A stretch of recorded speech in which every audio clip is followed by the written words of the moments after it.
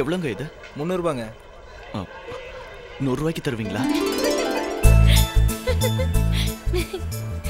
இப்ப என்ன நடந்துருச்சுன்னு சிரிக்கிறீங்க? ஒண்ணும் இல்ல. நான் 200 ரூபாய்க்கு கேட்டதுக்கே அவர் அந்த புக்கை தரல. நீங்க 100 ரூபாய்க்கு கேட்டதை பார்த்த உடனே எனக்கு சிரிப்பு வந்துருச்சு. உங்களுக்கு கொடுக்க மாட்டேன்னு சொன்னவரு என்ன பார்த்ததும் கொடுக்கலாம் இல்லையா? கொடுத்தா சந்தோஷம் தான், வாங்கிக்கோங்க. ஃபைனலா ஒரு அமௌண்ட் சொல்லுங்க சார். 300 ரூபாய்க்கு கீழே வராது. நீயே வச்சுக்க.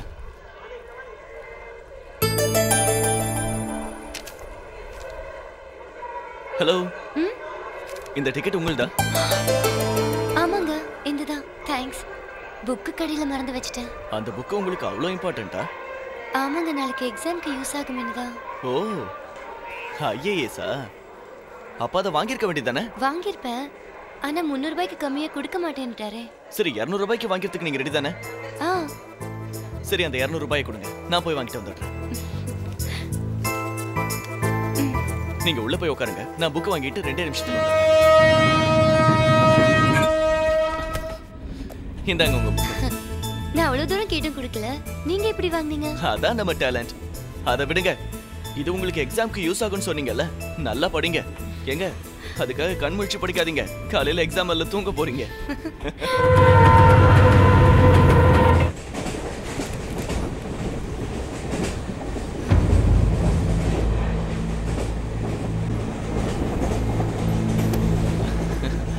அது நீங்க தூங்கிட்டு இருந்தீங்களேன்னு சும்மா பாத்துக்கிட்டு இருந்தேன். நீங்க புக்க சும்மா பாத்துட்டு இருந்த மாதிரி தெரியலையே. நான் கூட ஐஏஎஸ் எக்ஸாம் எழுதி தான் போயிட்டு இருக்கேன். என்னால நம்பவே முடியலைங்க. எதுக்கா இந்த விஷயத்தை என்கிட்ட மறைச்சீங்க? நீங்க தானங்க நம்பவே முடியலன்னு சொன்னீங்க, அதனால தான் மறைச்சேன். எங்க அப்பா கலெக்டர் ஆஃபீஸ்ல பியூனா ஒர்க் பண்றாரு. நான் ஐஏஎஸ் படிக்கிறேன்னு சொன்னா எல்லாம் சிரிக்கிறாங்க. அன்னைக்கு தாங்க இந்த முடிவுக்கு வந்தேன், யார்கிட்டயும் இந்த விஷயத்த சொல்லக்கூடாதுன்னு. ஐஏஎஸ் படிக்கணுங்கிறது தான் என்னோட லட்சியம். என்ன மாதிரி ஆளுங்களால இவ்வளவு ரூபாய் கொடுத்து வாங்க முடியாது.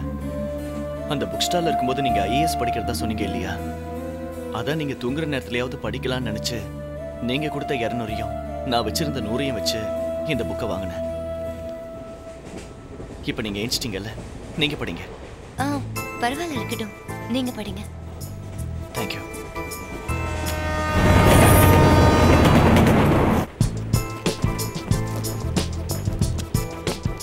என்னங்க என்னங்க, எழுந்துருங்க எழுந்துருங்க. சரியான தூக்கம் போல இருக்கு. அதுக்குள்ள ஃப்ரெஷ் ஆயிட்டு ரெடி ஆயிட்டீங்க போல இருக்கு. அதுவா, அங்க போய் ரெடி ஆகணும்னா இப்படியும் ஒரு ரூம் போட்டாக்கணும்ல. ரூமுக்கு வேற அனாவசிய செலவு. எதுக்குன்னு தான் இங்கேயே ரெடி ஆயிட்டேன். நான் எல்லா விஷயத்திலயும் பிளானிங்கா இருப்பேங்க. சரிங்க, நானும் ரெடி ஆயிட்டு வந்துடுறேன். சீக்கிரம் வந்துருங்க, ஸ்டேஷன் வரப்போகுது. இப்படிதான் சூர்யா எனக்கு அறிமுகமானாரு. நாங்க 2 பேரும் எக்ஸாம் எழுத போனோம். அங்க யாரையோ போலீஸ் ஸ்டேஷனுக்கு கொண்டுட்டதா ரவுடிங்க கலாட்டா பண்ண ஆரம்பிச்சாங்க.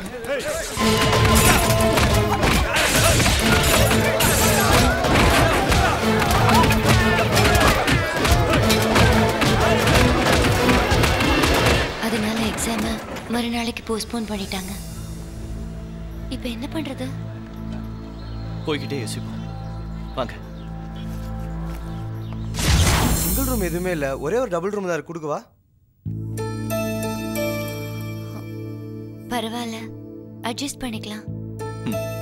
சரி கொடுங்க சார். உங்க அட்ரஸ் இதுல எழுதுங்க. 300 ரூபாய் அட்வான்ஸ் கொடுங்க. 200 ரூபாய் கொடுக்க கூடாதா? பரவாயில்ல.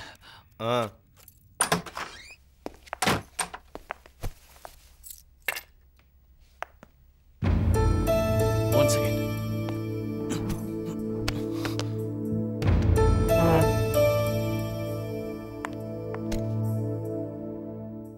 நாம ஒண்ணு நினைச்சா ஆண்டவன் ஒண்ணு நினைக்கிறான்.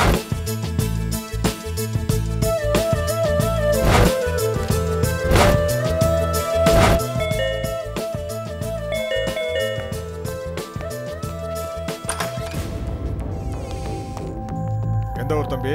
மதுரை சார். ஏன் அங்க லாட்ஜ் இல்லையா? இங்க வந்து ரூம் போட்டுருக்க? சரி சரி, ஸ்டேஷனுக்கு வா, பேசிக்கலாம். சார், நீங்க நினைக்கிற மாதிரி எதுவும் இல்ல சார், நாங்க படிக்க வந்திருக்கோம். அது யாரு, பொண்டாட்டியா? இல்ல சார், என் ஃப்ரெண்ட். ஃப்ரெண்டா? ஃப்ரெண்டு கிட்ட தான் இந்த வயசுல எல்லாத்தையும் கேட்டு தெரிஞ்சுக்கணும். வா. படிக்க வந்திருக்கோம் சார். எக்ஸாம் இருக்கு சார், ப்ளீஸ் சார்.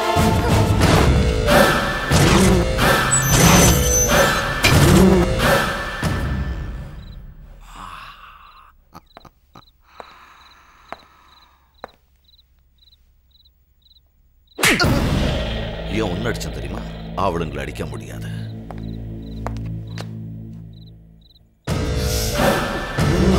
ஃப்ரெஷ்ஷா இருக்கு. இந்த தொழிலுக்கு நீ புதுசு போல இருக்கு. சார், நாங்க எக்ஸாம் எழுத வந்திருக்கோம். அப்பப்பப்பப்பப்பப்பா. இந்த தொழிலுக்கு இப்பெல்லாம் எக்ஸாம் கூட வைக்கிறாங்களா? சார், நீங்க தப்பா நினைச்சிட்டு இருக்கீங்க. நான் தப்பா நினைச்சுக்கிட்டு இருக்கேனா? நீ எக்ஸாம் எழுத வந்தேன்னு சொல்லுவ, அதை நான் நம்பணும். காரணம் ரொம்ப நல்லா சொல்ற. ஒரு நிமிஷம் இருங்க சார். சார், நிஜமாவே நாங்க எக்ஸாம் எழுத தான் வந்தோம். எங்களை நம்புங்க sir. Sir, 1 second sir. Sir, இத பாருங்க சார், ஹால் டிக்கெட். எக்ஸாம் எழுத தான் வந்திருக்க? ஆமா சார். IAS. ஆமா.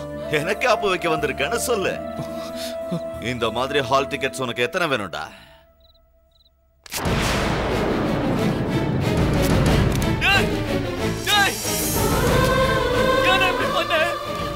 என்னோட லைஃப்டா. நான் ஹால் டிக்கெட் கிழிச்சேன். நான் பேப்பர்ல எக்ஸாம் எழுதுறேன். நான் அப்படி பண்ணேன். உன்னை விட மாட்டேன்டா. ஓய். லைஃப் போச்சுடா.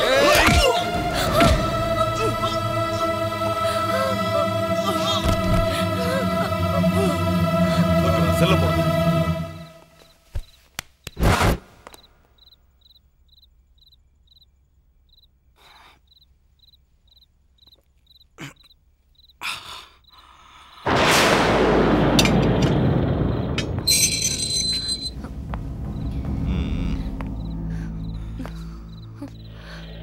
எனக்கு தெரியும் நீ அந்த மாதிரி பொண்ணு கிடையாதுன்னு. நீ மட்டும் கொஞ்சம் கோஆபரேட் பண்ணா உன்னை விட்டுடுவேன். என் வீட்டுல இருந்து நானே உன்னை எக்ஸாம் சென்டர்ல டிராப் பண்றேன். முடியலடி.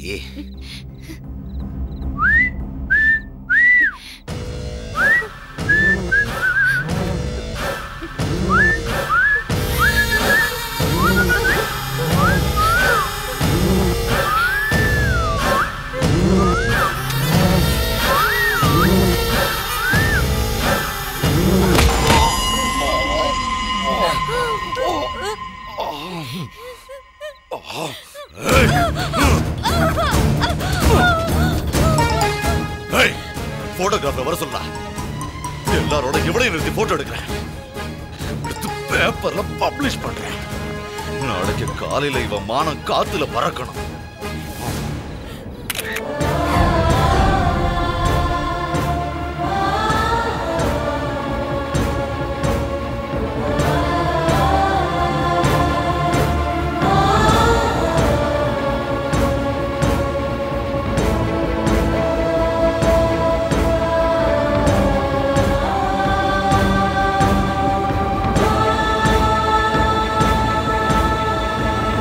விபச்சார வழக்கில் கைது செய்யப்பட்ட சூர்யா, ஜோதி ஆகிய இருவரும் IAS எக்ஸாம் எழுதுவதற்காகத்தான் வந்தார்கள் என்பது உறுதி செய்யப்பட்டதால் அவர்கள் இருவரையும் இந்த கோர்ட் நிரபராதி என்று விடுதலை செய்கிறது.